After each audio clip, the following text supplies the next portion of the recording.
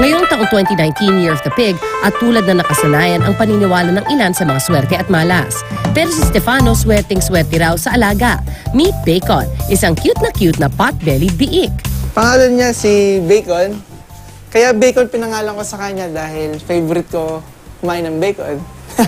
Bukod dito kay Bacon, may mga alaga pa ako na pot-belly pig na pangalan nila ay si Ham, Chili, Pepper, saka si Pork Chop.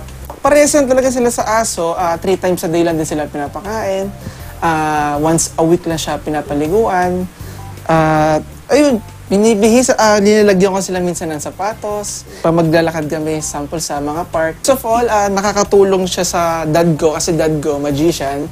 Isa to sa mga magic tricks niya. So, tinuturi ko to parang anak ko na rin dahil sobrang lambing niya, nakakatanggal ang stress tuwing umuwi ako galing school.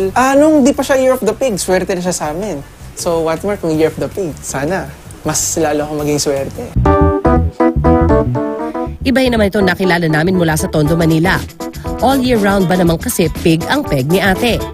From head to toe, mga cute pig designs ang kanyang palaging OOTD. Tinuturing niyang lucky charm ang kanya mahigit 1,000 pig items collection. Hi, I am Mike, isang pig items collector. Start po ako mangolekta ng pigs. College ako around 2004. So, nakitan lang ako dun sa itsura niya, tapos color pink, parang girly-girly. Kaya nagustuhan ko. So, para maganda siyang i-collect kasi mahirap hanapin yung items. Una ko pong nabili ito. Since college pa lang ako noon, yung budget hindi pa ganun kadami. So, ito parang 20 pesos lang sa mga stationery shop. Ang pinakamahal po yung kitchenwares kasi in-order po siya sa US.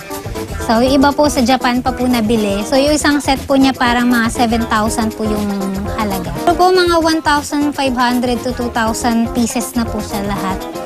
So, yung nagastos ko po dyan siguro mga 200,000 pataas na po. Yung nadudulot sa akin ng pagko-collect, parang nagkakaroon ako ng satisfaction. Tapos, nakakatanggal siya ng stress. Nawawala yung lungkot mo, parang napapalitan ng parang nagiging bata ka ulit.